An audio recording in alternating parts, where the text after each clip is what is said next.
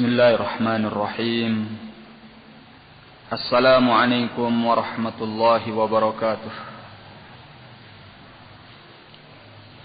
Innal hamdalillah nahmaduhu ta'ala wa nasta'inuhu wa nastaghfiruh wa na'udzu billahi min shururi anfusina wa sayyiati a'malina. من يهده الله فلا مضل له ومن يضلل فلا هادي له أشهد أن لا إله إلا الله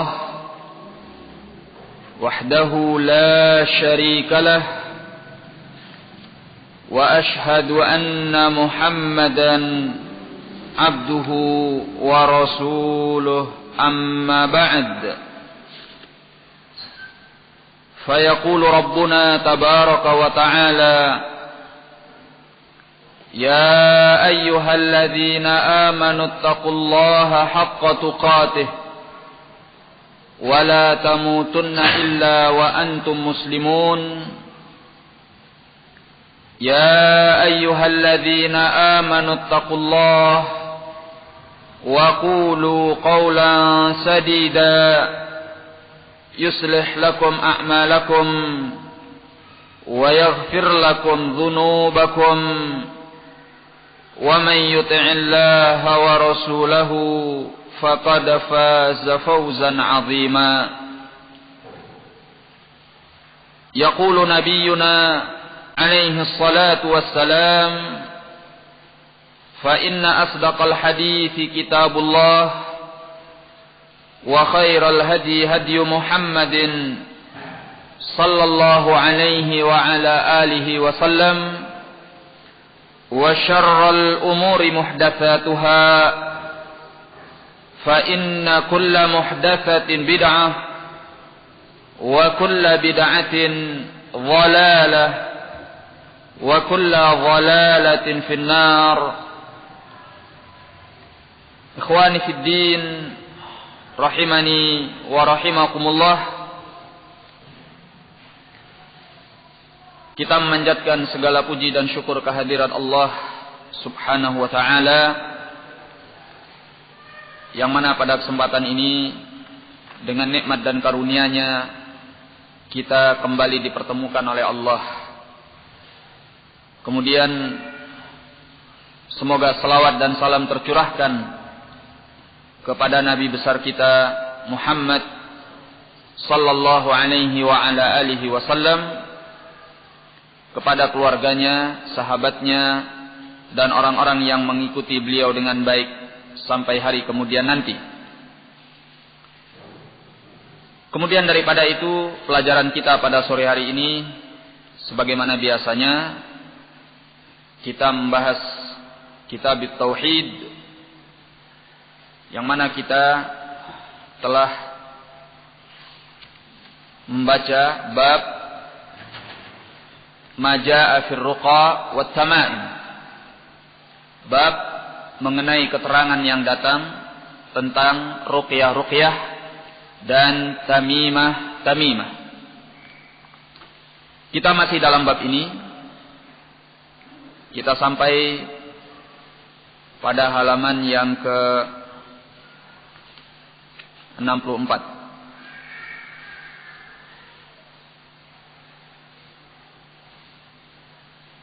Nah, kita membaca syarah Asy-Syaikh Ahmad bin Yahya An-Najmi rahimahullah. Beliau berkata, qala amma hadithu Abi Bashir Al-Ansari radhiyallahu anhu.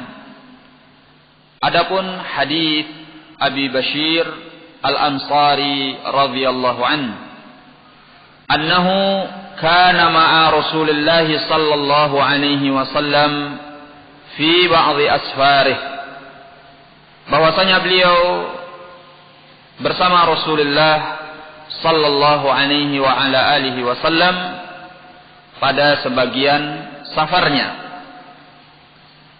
fa arsala rasulan, maka beliau pun mengutus seorang utusan, seorang duta.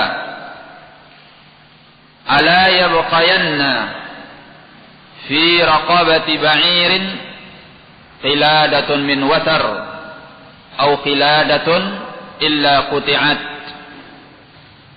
Yang mana utusan tersebut menyuarakan, menyampaikan bahwa tidak boleh tertinggal pada leher seekor onta satu kalung pun, ya, min watar, yaitu dari tali panah, atau satu kalung pun secara umum, illa quti'at, melainkan harus diputus. Hadits ini kembali mengingatkan kita, hafizakumullah, tentang larangan dari at-tamaim. At-tamimah adalah segala sesuatu yang digantungkan pada sesuatu, apakah itu manusia atau hewan atau benda, dengan tujuan untuk menolak bahaya atau mendatangkan manfaat, disebut dengan at-tamimah. Jamaknya at-tamaim. Dalam hadits ini Nabi kita Muhammad sallallahu alaihi wa ala alihi wasallam melarang kita tidak boleh mengkalungkan sesuatu pada leher hewan, yang tentu tujuannya adalah untuk menolak bahaya atau mendatangkan manfaat, melainkan harus diputuskan. Karena yang demikian itu adalah at-tamimah. Di sini beliau akan menjelaskan makna al-watar. Qala al-watar hiya suyur allati yushaddu bihal qaus. Al-watar adalah tali-tali busur panah yang diikatkan dengannya busur panah. Ya. Tahu kan tali daripada busur panah yang dipakai untuk melepaskan anak panah, itu disebut dengan al-watar. Ya. Fa idza buliya wa aradu ibdalahu akhadhuhu wa qalladuhu dabbah. Kata beliau, di masa lalu apabila tali anak busur panah ini telah usang, ya, telah lama dipakai, dan mereka ingin untuk menggantinya, yaitu dengan yang selainnya, akhadhuhu wa qalladuhu dabbah, maka mereka akan mengambilnya dan mereka mengalungkannya pada hewan. Ya. Zaman minhum annahu yadfa'u anha al-'ain. Ya. Dengan praduga dari mereka bahwa tali busur panah yang telah usang itu akan menolak, ya, akan menghindarkan al-'ain daripada hewan tersebut. Au yadfa'u anha asy-syayatin, atau bisa menghindarkannya daripada syaitan. Wa hadza huwa syirku bi'aini. Inilah yang merupakan syirik, yang merupakan zatnya. Artinya ini adalah zat daripada syirik itu sendiri. Ya. Karena mereka ahlul jahiliyah meyakini bahwa tali busur anak panah yang telah usang inilah yang mampu menolak bahaya, menolak al-'ain, menolak syaitan daripada hewan tersebut. Ya, sehingga hewannya selamat dari penyakit, atau hewannya selamat dari bahaya, atau yang semacam itu. Ini adalah syirik. Ya. Maka setiap apa saja, segala sesuatu yang digantungkan pada leher hewan dengan tujuan yang seperti ini, maka disebut dengan tamimah, dan hukumnya adalah syirik kepada Allah tabaraka wa taala. Amma qauluhu Adapun sabda beliau, au qilada atau kalung, yakni secara umum, yakni ayyu qiladatin takun. Maksudnya kalung apapun bentuknya. Ya. Tidak mesti harus dari tali busur anak panah yang telah usang. Walaupun yang diikatkan adalah tali rapia. Ya. Tapi kita meyakini bahwa tali rapia ini ampuh, bisa menolak bahaya atau mendatangkan manfaat pada hewan tersebut. Maka ini termasuk daripada at-tamimah yang dilarang oleh Nabi sallallahu alaihi wa ala alihi wasallam. Naam. Qala fa innahu la yajuzu ta'alluquha min ajli al-i'tiqad. Maka sungguhnya tidak boleh untuk menggantungkannya karena keyakinan yang tersebut. Ya. Jadi yang dilarang itu, barakallahu fikum, menggantungkan sesuatu pada leher hewan ataupun yang lainnya dengan niat, dengan keyakinan bahwa itu bisa mendatangkan manfaat atau menolak madharrah. Tapi kalau menggantungkannya dengan tujuan yang lain, maka tergantung dengan tujuannya. Ya.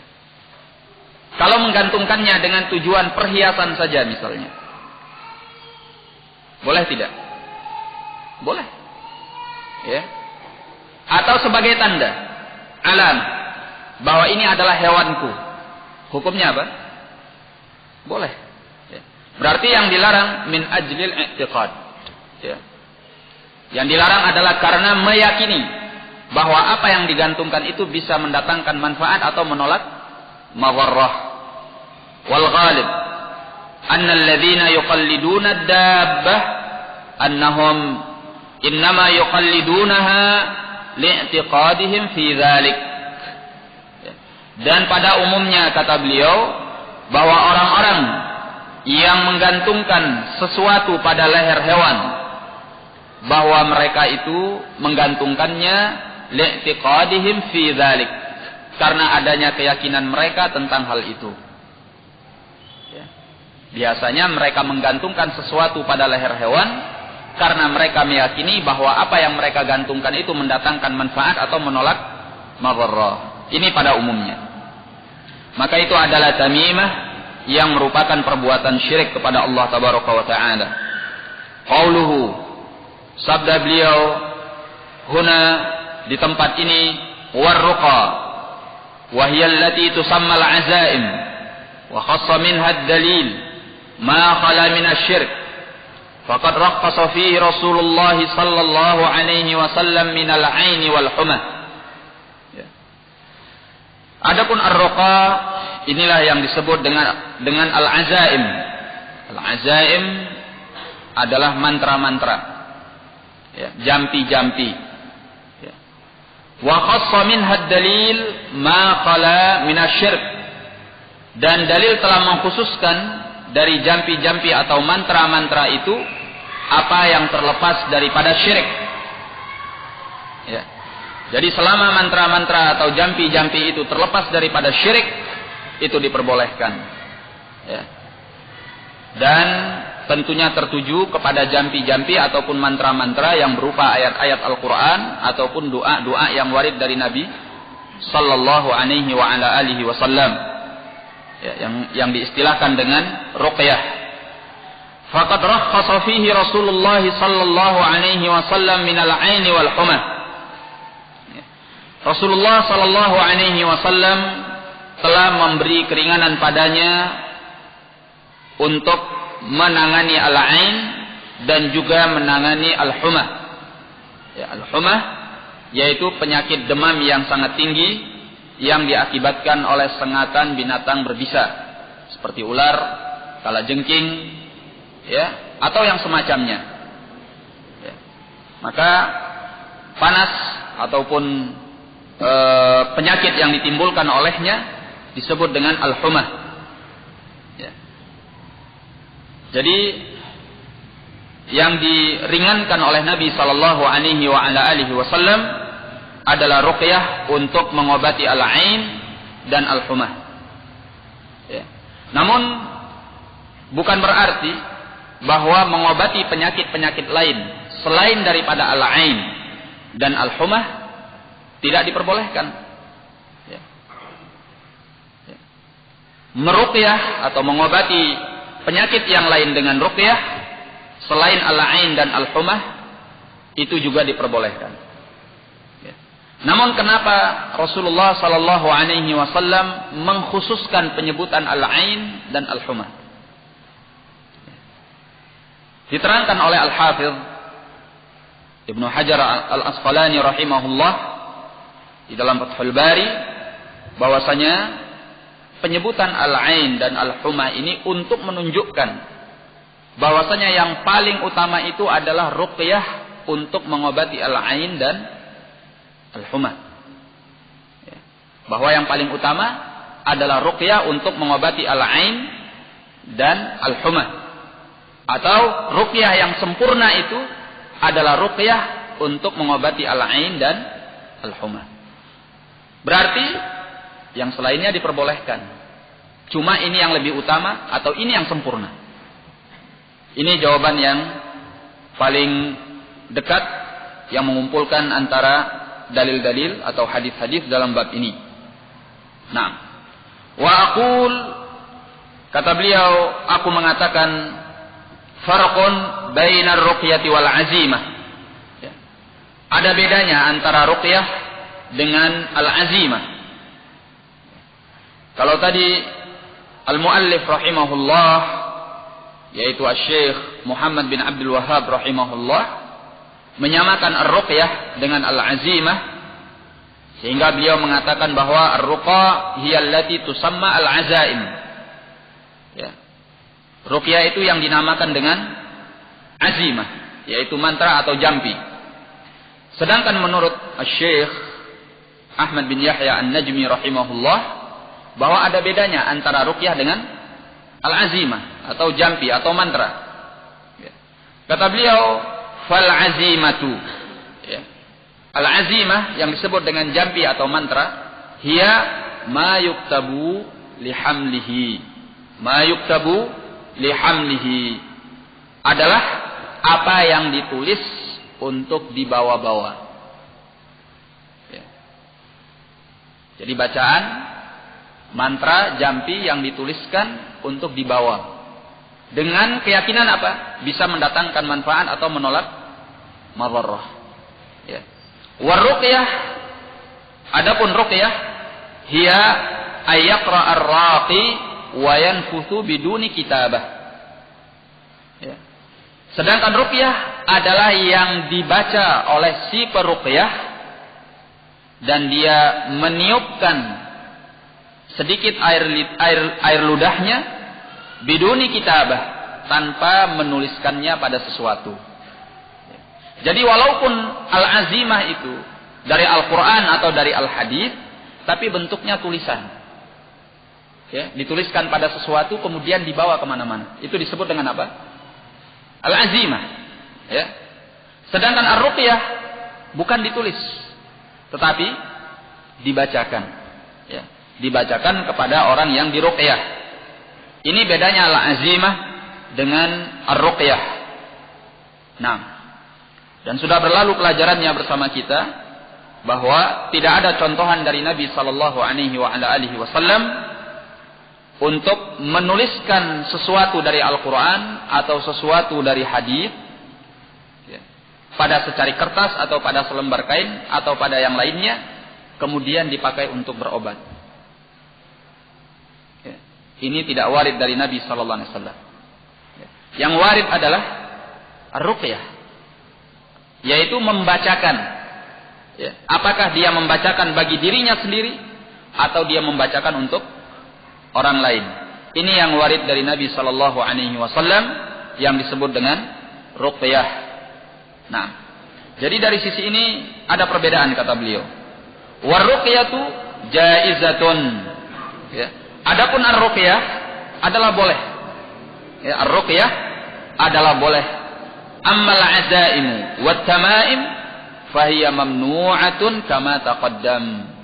Jadi adapun azimah, tamimah, maka itu dilarang sebagaimana yang telah terdahulu penjelasannya. Ya, sebagaimana yang telah terdahulu penjelasannya. Ya. Jadi kalau dituliskan walaupun itu ayat Al-Qur'an ataupun itu hadis, ya tidak ada contohannya dari Nabi. Ya. Khususnya ayat Al-Qur'an yang dituliskan pada sesuatu kemudian dibawa ke sana dan kemari, sudah kita jelaskan bahwa di dalamnya terdapat mafasid. Ya, terdapat kerusakan-kerusakan. Di antaranya bahwa dengan perbuatan seperti ini kita menghadapkan ayat Al-Qur'an itu kepada kemungkinan apa? Kemungkinan untuk dihinakan. Iya. Sementara Al-Qur'an diperintahkan kita untuk memuliakannya, bukan menghinakannya. Ya. Kemudian juga ada kemungkinan bahwa ayat itu akan dilupakan untuk dibaca. Ya. Sehingga orang merasa cukup dengan menuliskannya. Padahal di dalam membaca Al-Qur'an itu terdapat keutamaan yang cukup besar. Bahkan yang warid dari Nabi sallallahu alaihi wasallam adalah mengobati dengan membacakan Al-Qur'an, bukan menuliskan ayatnya kemudian dibawa ke sana dan kemari. Ya. Jadi ikhwani fid din rahimani wa rahimakumullah, ya, al-azaim wat tamaim mamnu'ah. Ya. Sedangkan ar-ruqyah jaizah. Dan kata beliau wa tajuz bi syurutiha. Dan ruqyah itu pun boleh dengan syarat-syaratnya. Ya, ada 3 syarat yang telah kita sebutkan. Ya, yang telah kita pelajari. Syarat yang pertama apa? Bahwa ruqyah itu harus bersumber daripada Alkitab was sunnah. Dari ayat-ayat Al-Quran atau doa-doa yang warid dari Nabi sallallahu alaihi wasallam. Ya.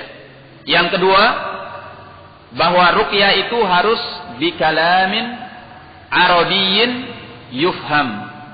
Harus dengan ucapan bahasa Arab yang difahami, dimengerti. Ya. Kemudian yang ketiga, bahwa orang yang melakukan ruqyah dan yang diruqyah hendaknya meyakini bahwa yang berpengaruh itu adalah Allah Tabaraka wa Ta'ala yang menyembuhkan penyakitnya, bukan ruqyah itu sendiri. Ya. Adapun ruqyah la tu'athir bidzatiha. Ya, tidak akan memberikan pengaruh dengan sendirinya. Baik. Nanti akan disebutkan lagi dalam sebagian ucapan a'immah. Qala wa fi sahih Muslim an Auf bin Malik al-Ashja'i qala kunna narqi fil jahiliyah faqulna ya Rasulullah kaifa tara fi dhalik faqala i'ridu 'alayya ruqakum la ba'sa birruqa ma lam yakun fiha syirk. Dalam Sahih Muslim dari Auf bin Malik al-Ashja'i radhiyallahu an, beliau berkata, ini adalah dalil yang menunjukkan bahwa ruqyah itu diperbolehkan oleh Nabi sallallahu alaihi wasallam selama tidak mengandung syirik. Ya, ini pengecualian karena sebelumnya ruqyah itu dilarang oleh Nabi sallallahu alaihi wasallam. Ya. Kata beliau, kunna narqi fil jahiliyah. Dahulu kami biasa meruqyah di masa jahiliyah. Faqulna ya Rasulullah. Maka kami berkata, wahai Rasulullah, kaifa tara fi dzalik? Bagaimana pendapatmu tentang hal itu? Faqala, maka beliau bersabda, i'ridu 'alayya ruqakum. Ya, tampakkan kepadaku ruqyah kalian. La ba'sa birruqa ma lam yakun fiha syirk. Tidak mengapa ruqyah itu selama di dalamnya tidak ada syirik. Ya, selama di dalamnya tidak ada syirik. Ya.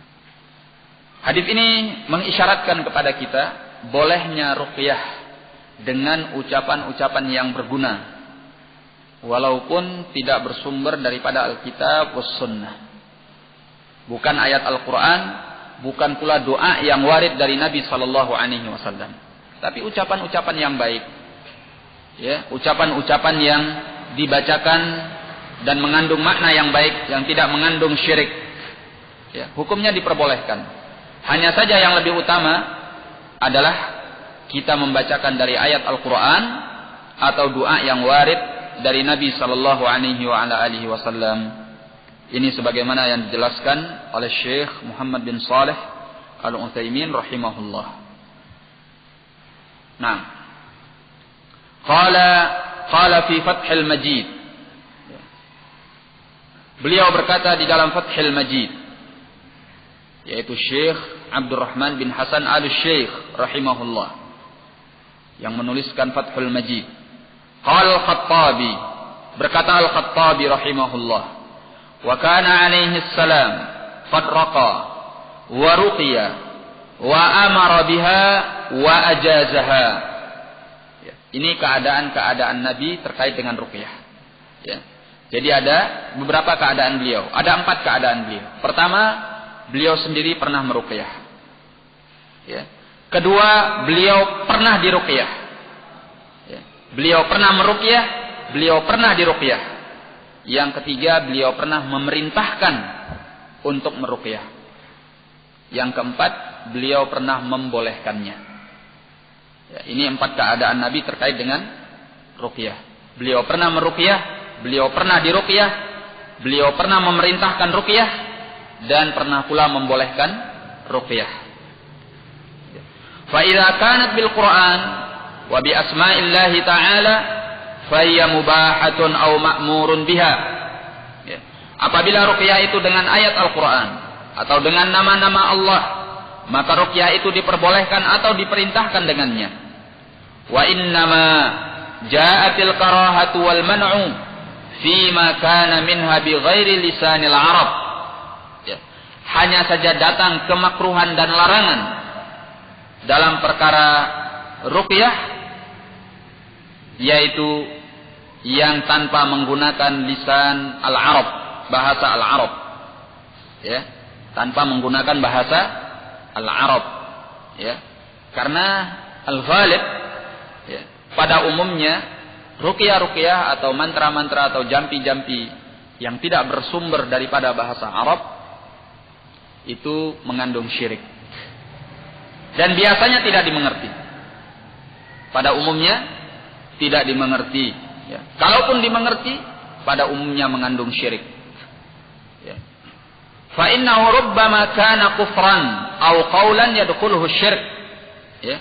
Karena ruqyah yang tidak menggunakan bahasa Arab, kata beliau, ya, rubbama kana kufran. Ya, barangkali itu merupakan kekafiran. Di dalamnya terkandung kekafiran.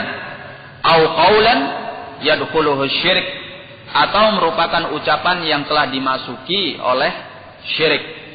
Ya, ada makna-makna syirik di dalamnya.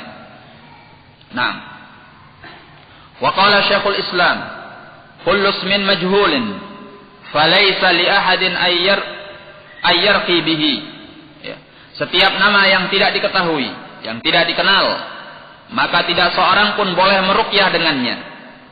Ya. Fadlan an ayyad'u bihi walau 'arafa makna. Terlebih lagi dia berdoa dengannya walaupun dia mengerti akan maknanya. Ya.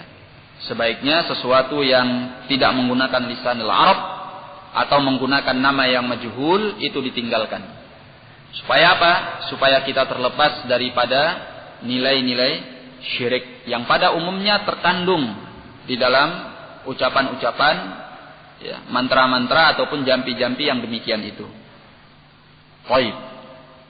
Wa qala As-Suyuti, berkata As-Suyuti, ajma'al ulama'u ala jawazir ruqa inda ijtima'i thalathati syurut. Ya. Para ulama itu telah sepakat tentang bolehnya ruqyah ketika terkumpulnya 3 syarat. An takuna min kalamillahi ta'ala wa bi asma'ihi wa sifatihi wa bil lisanil arabi wa ay ya'taqida anna ar-ruqyata la tu'athiru bi dhatiha bal bi taqdirillahi ta'ala. Ya. Apa 3 syarat itu? Kata beliau, an takuna min kalamillahi ta'ala. Sumbernya haruslah ucapan Allah subhanahu wa ta'ala. Ayat-ayat Al-Quran. dan yang paling mujarabnya atau yang paling berarti daripada ruqyah yang bersumber kepada kitabullah adalah Ummul Quran, yaitu Al-Fatihah, Ummul Kitab. Nah, karena Al-Fatihah itu mengandung makna-makna uluhiyah, mengandung makna-makna rububiyah, dan mengandung makna-makna al-asma' was sifat. Ya. Di dalamnya terdapat 3 tauhid, ar-rububiyah, al-uluhiyah, al-asma' was sifat. Nah, makanya berobat dengan Al-Fatihah itu sangat mujarab sekali. Ya. Sangat berarti sekali. Tetapi dengan syarat apa? Kita membacakannya, kita berobat dengannya dengan keyakinan yang penuh, kepercayaan yang tinggi akan penyembuhan Allah Subhanahu wa taala. Dan ini sangat terkait dengan kekuatan iman kita kepada Allah Tabaraka wa taala. Ya. Maka semakin seorang itu bergantung kepada Allah, ya, besar rasa bersandar dirinya kepada Allah Tabaraka wa taala, maka sebesar itu pula bacaan Al-Fatihah itu akan memberikan pengaruh penyembuhan kepada penyakitnya. Barakallahu fiik. Jadi Al-Fatihah di antara pengobatan yang sangat bermujarab atau bermanfaat sebagaimana yang telah dilakukan oleh para sahabat Nabi sallallahu alaihi wa ala alihi wasallam. Baik. Qala wa an Abdullah bin Ukaim marfu'an man ta'allaqa syai'an wukkila ilaih. Dari Abdullah bin Ukaim secara marfu', barang siapa yang menggantungkan sesuatu maka ia akan dipasrahkan kepadanya. Rawahu Ahmadu wa Tirmidzi. Ya, diriwayatkan oleh Ahmad dan At-Tirmidzi. Nah, qala tarjumatur rawi Abdullah bin Ukaim. Biografi tentang Ar-Rawi, yaitu Abdullah bin Ukaim. Bit tasghir. Ya, bacanya Ukaim, bukan Akim, tapi Ukaim. Ya, dengan tasghir. Bentuk kata yang ditasghir, yaitu dikecilkan. Nah, Al-Juhani, Abu Ma'bad Al-Kufi, mukhadram minat thaniyah. Ya, mukhadram minat thaniyah. Beliau adalah seorang mukhadram, akan dijelaskan nanti apa itu makna al-mukhadram. Minat thaniyah, dari tabaqah yang kedua. Dari tabaqah yang kedua, yaitu yang pertengahan. Waqad sami'a kitab an-nabi sallallahu alaihi wa ala alihi wasallam ila Juhainah.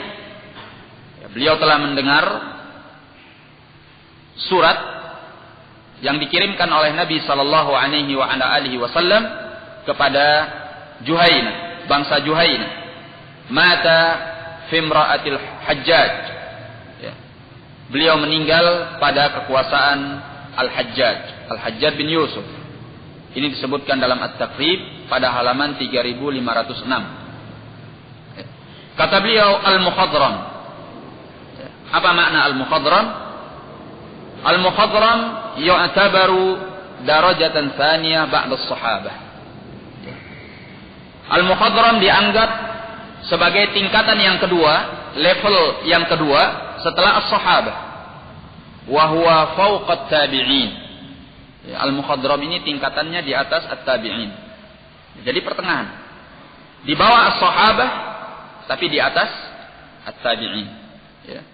As-sahabah adalah setiap orang yang bertemu dengan Nabi, man laqiyan Nabiyya sallallahu alaihi wasallam wa huwa mu'min wa mata ala dzalik. Itu as-sahabah sebagaimana yang disebutkan oleh Al-Hafidz di dalam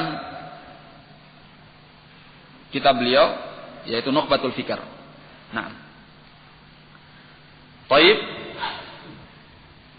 Jadi as-sahabah itu adalah setiap orang yang bertemu dengan Nabi sallallahu alaihi wasallam, ya, dalam keadaan beriman kepada beliau dan dia meninggal atas yang demikian itu. Ini disebut dengan sahabat.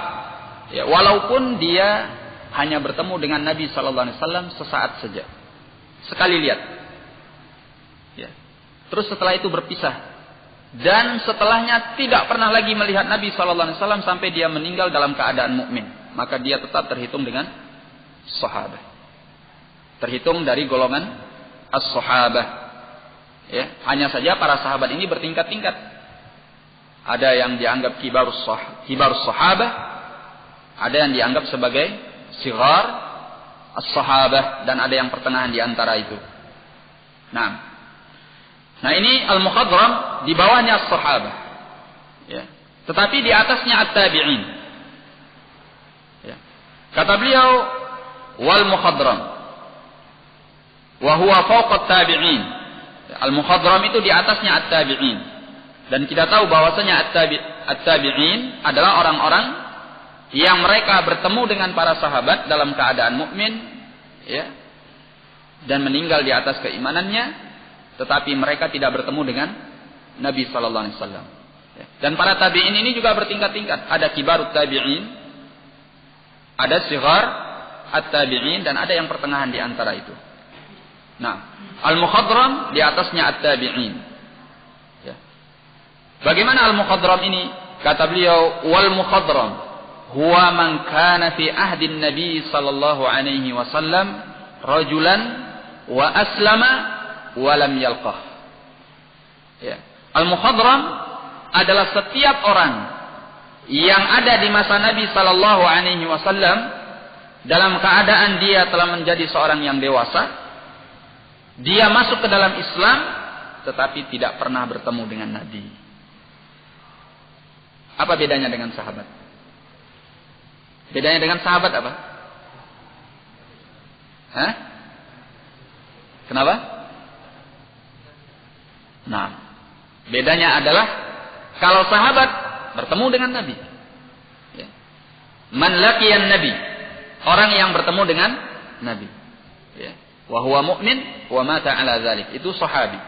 Kalau mukhadram, ya, dia adalah seorang yang kana fi ahdin Nabi, hidupnya di masa Nabi sallallahu alaihi wasallam. Jadi Nabi itu ada, membawa risalah sebagai Nabi dan Rasul, dia sudah ada. Ya, ada di masa itu. Ya, dan dia pun sudah seorang yang dewasa. Ya, ini sudah berakal, sudah baligh, sudah mengerti. Dan dia juga muslim, masuk ke dalam Islam. Hanya saja apa? Lam yalqan Nabiyya sallallahu alaihi wasallam. Ya, ini yang membedakan dia dari sahabat. Dia tidak bertemu sekalipun dengan Nabi sallallahu alaihi wasallam. Misal seperti Abdullah bin Usailah wa Abu Uthman An-Nahdi wa Abu Muslim Al-Khawlani wa Kumail bin Ziyad wa Abu Raja Al-Ataridi, ya, wa ghairihim katsir, ya, atau wa ghairuhum katsir yablughuna hawalai 40 rajulan, ya, seperti Abdullah bin Usailah, Abu Uthman An-Nahdi, Abu Muslim Al-Khawlani, Kumail bin Ziyad, Abu Raja Al-Ataridi, dan yang selain mereka masih banyak, kata beliau. Yablughuna hawalai 40 rajulan.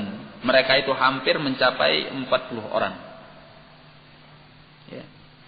Di mana 40 orang ini semasa dengan Nabi dan mereka muslimun, tetapi tidak sekalipun pernah bertemu dengan Nabi sallallahu alaihi wasallam. Maka ini disebut dengan al-mukhadram.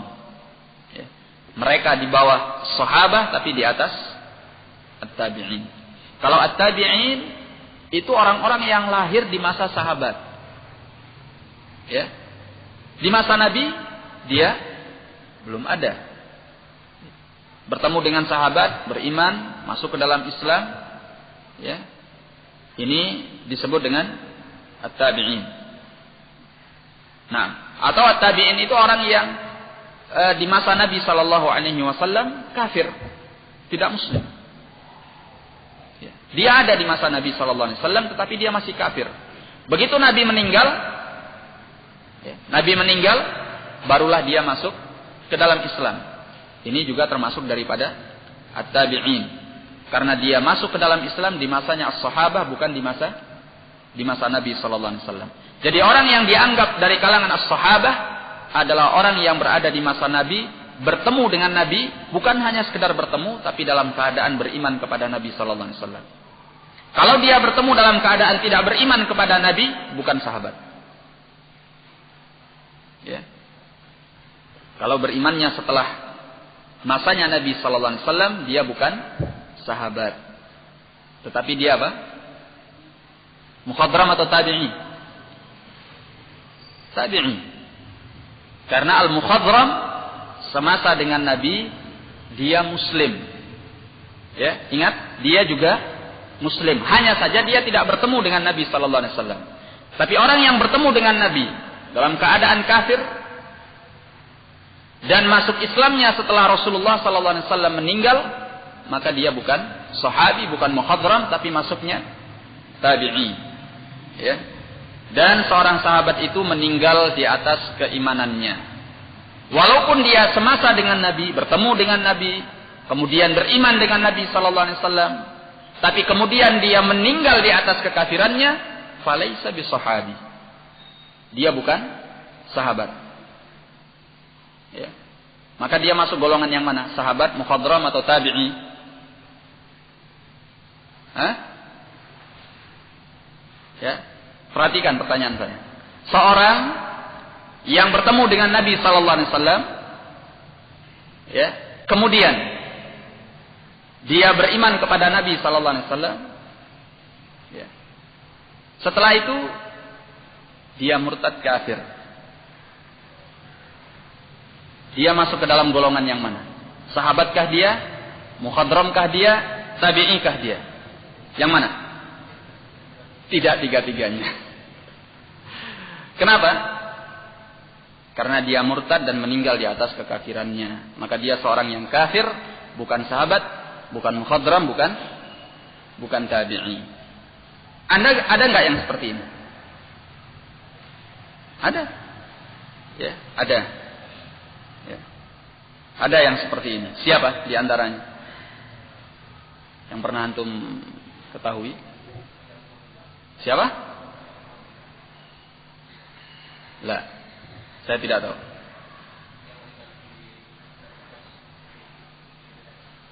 Dalam keadaan sebagai Nasrani. Allah alam mungkin. Apa?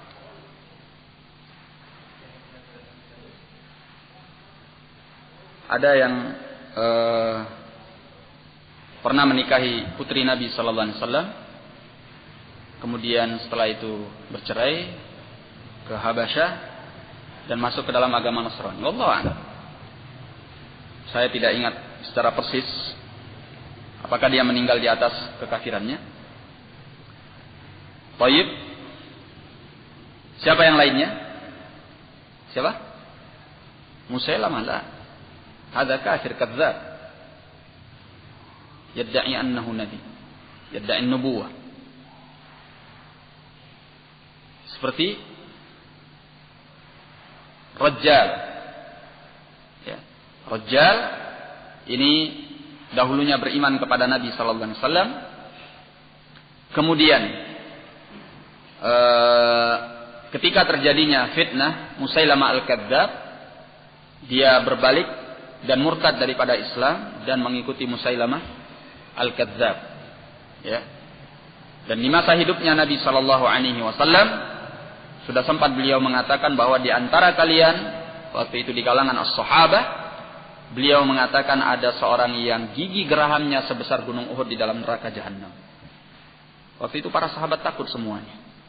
Ini menunjukkan bahwa ada nanti di antara mereka yang bakal murtad. Dan ternyata benar.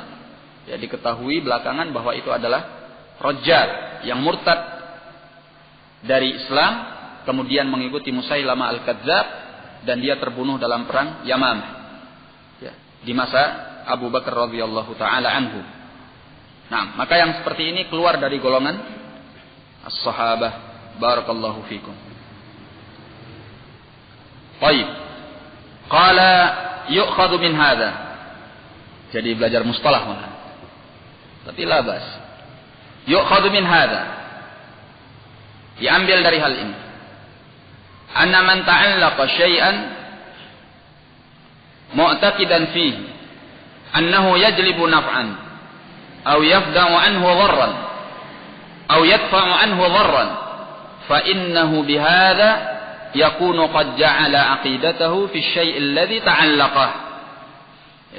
Bahwasanya barang siapa yang menggantungkan sesuatu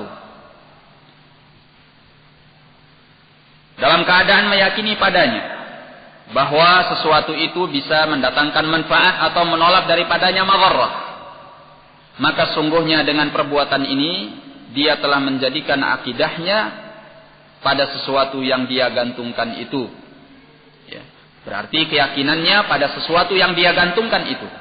Wa min ajli dzalik, oleh karena itulah wakkalahu Allah ilaih, Allah mempasrahkan dia kepadanya, yaitu kepada sesuatu yang dia gantungkan.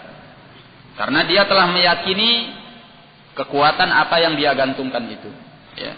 Bahwa apa yang dia gantungkan itu bisa berpengaruh dengan sendirinya tanpa izin Allah Tabaraka wa Ta'ala. Nah, wa hadza tahdidun, dan ini maksudnya adalah ancaman dari Allah. Wa wa'idun liman asyraka billahi syai'an minal muta'allaqat mu'taqidan fi dzalik. Dan sebagai ancaman bagi orang-orang yang berbuat syirik kepada Allah dengan sesuatu dari apa yang digantungkan dalam keadaan meyakini tentang hal itu. Artinya ini adalah ancaman Nabi sallallahu alaihi wasallam. Barang siapa yang menggantungkan sesuatu dengan keyakinan bahwa itu bisa mendatangkan manfaat atau menolak madharrah dengan sendirinya tanpa kuasa dari Allah Tabaraka wa Ta'ala, maka Allah akan pasrahkan kepadanya. Ya. Allah akan menjadikan dia bergantung kepada sesuatu yang dia gantungkan itu. Makanya sebagaimana yang sudah kita jelaskan, orang yang suka memakai jimat, orang yang suka menggantungkan sesuatu sebagai pelindung diri, ini membuatnya lemah.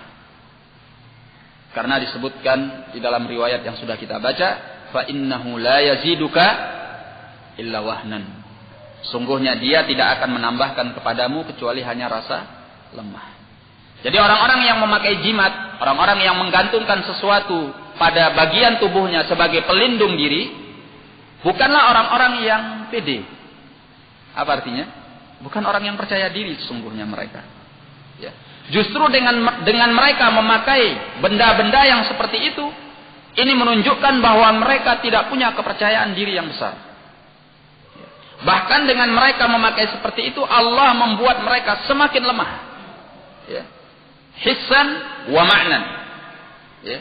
Semakin lemah secara fisik dan semakin lemah secara maknawi. Bagaimana secara fisik? Secara fisik ya, akan berpengaruh kepada kekuatan badan dan jasad mereka kalau mereka tidak lagi memakai itu. Ya. Kenapa? Karena mereka meyakini bahwa kekuatannya pada benda tersebut. Dia akan merasa lemah tatkala dia dilepaskan dari benda tersebut. Ya. Bahkan jikalau seandainya ternyata benda itu tidak mampu melindungi dia dari apa yang akan membahayakannya, dia akan semakin bertambah merasa lemah secara fisik dibanding orang yang tidak memakainya. Kenapa? Karena apa yang dia yakini ternyata berbalik. Ternyata tidak seperti apa yang dia harapkan. Secara fisik dia akan mendapatkan kelemahan yang lebih. Ya. Wa ma'nan, secara maknawi, ketergantungan jiwanya kepada benda itu membuatnya semakin diancam, semakin diikuti, semakin diiringi oleh rasa was-was, kekhawatiran dan kecemasan. Ya.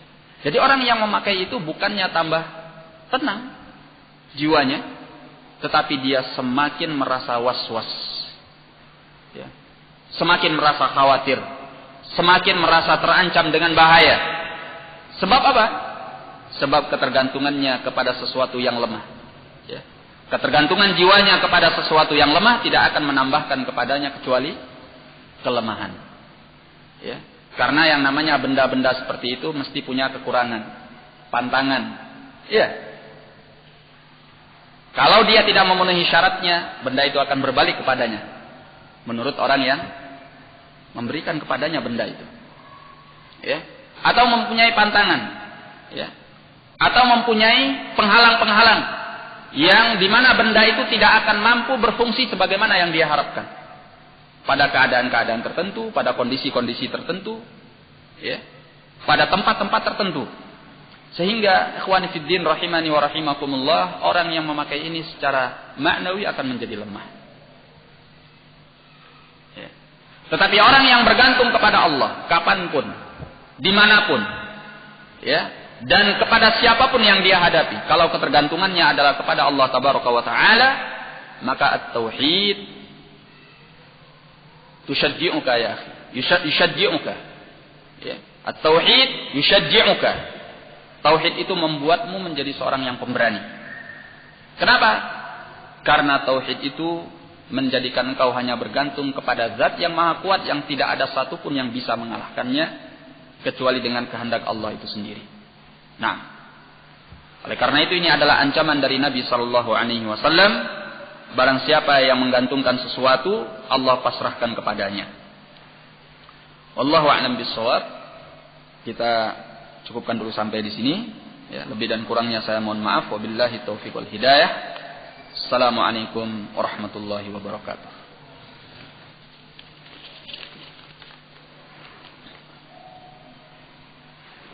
Bagaimana dengan seorang yang memiliki keberanian dalam berperang sehingga para sahabat kagum, tapi Rasulullah mengabarkan orang tersebut masuk neraka, terbukti dengan akhir hidupnya bunuh diri karena tidak dapat menahan rasa sakit. Apa ini masih bisa dikatakan sahabat? Orang yang bunuh diri, ya, orang yang bunuh diri bukanlah seorang yang kafir. Ya. Yang keluar dari golongan as-sahabah adalah seorang yang mati dalam keadaan kafir. Dalam keadaan kafir. Ya. Adapun yang diberitakan di dalam hadis itu, hadis Sahal bin Sa'ad As-Sa'idi radhiyallahu anhu dalam riwayat Al-Bukhari, ya, dia hidup di masa Nabi sallallahu alaihi wasallam, ya. Tapi tidak disebutkan di dalam hadis itu apakah dia meninggal dalam keadaan kafir az-zahir.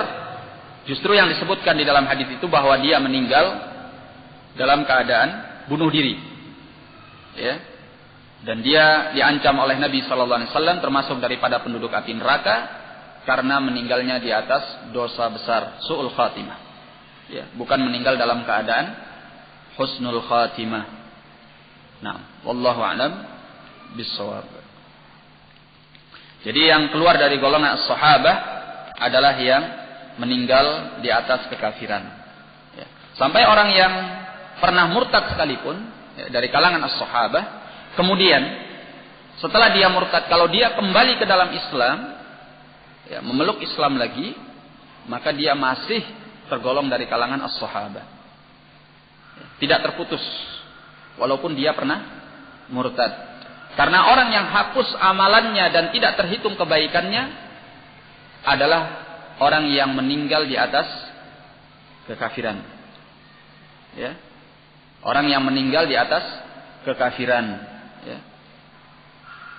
Nah, yang dinyatakan di dalam Al-Quran, fayamut wa huwa kafir, faulaika alladzina habitat a'maluhum fid dunya wal akhirah. Dia meninggal dalam keadaan kafir, mereka itulah yang batal semua amalannya ketika di dunia. Oleh karena itu, apabila seorang yang murtad kembali ke dalam Islam, semua kebaikan di dalam keislamannya yang pertama akan terhitung dan akan dinilai pahalanya oleh Allah pada keislamannya yang kedua. Sehingga kalau dia pernah haji di keislamannya yang pertama, hajinya itu tetap sah, dan pada keislamannya yang kedua dia tidak perlu mengulangi haji kembali. Ya, tetap panggilannya Pak Haji. Kenapa? Karena amalannya tidak batas, tetap tersambung. Karena orang yang amalannya terputus atau amalannya dihapuskan oleh Allah adalah orang yang meninggal di atas kekafirannya, bukan orang yang murtad dan kembali ke dalam Islam. Wallahu a'lam bissawab. Sini ada pertanyaan mengenai seorang wanita yang berikhtilat di tempat kerjanya, yaitu di sebuah puskesmas. Yang namanya ikhtilat muharramah. Dan seorang wanita dikatakan oleh Allah di dalam Al-Quran, waqarna fi buyutikun, dan tinggallah kalian di rumah-rumah kalian. Kemudian ditanyakan tentang solusi seorang anak wanita yang dilarang oleh orang tuanya untuk memakai hijab. An-Nabi alaihi salatu wassalam menyatakan innamat ta'atu fil ma'ruf. Hanya saja ketaatan itu dalam perkara yang ma'ruf. Dan beliau menyatakan la ta'ata li makhluqin fi maksiatil khaliq. Tidak ada ketaatan bagi makhluk di dalam bermaksiat kepada Allah. Dan ini adalah kaidah yang umum kepada orang tua, kepada penguasa, kepada pimpinan perusahaan, kepada guru, kepada siapapun. Hatta kepada seorang tokoh agama yang paling berilmu sekalipun. La ta'ata li makhluqin fi maksiatil khaliq. Ya, kalau sudah perintahnya adalah bermaksiat kepada Allah, tidak ada ketaatan.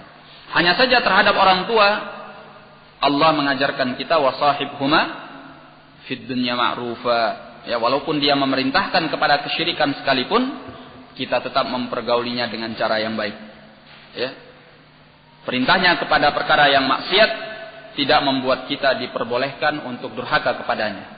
Ya, masalah berbakti kepada orang tua itu punya bab yang tersendiri, pembahasan yang tersendiri, sedangkan perkara memerintahkan kepada maksiat, pembahasannya tersendiri.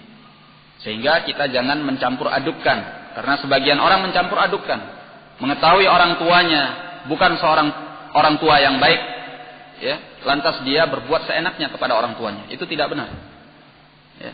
Tatkala orang tua memerintahkan kepada maksiat, bahkan kepada kesyirikan sekalipun, kita tidak boleh taat kepadanya. Tetapi dalam hal berbakti kepada orang tua, berbuat baik kepada orang tua, bergaul dengan mereka dengan cara yang baik, ini tetap diperintahkan oleh Allah Subhanahu wa taala. Wallahu a'lam bissawab, wabillahi taufiq wal hidayah. Tafaddalu hafizakumullah.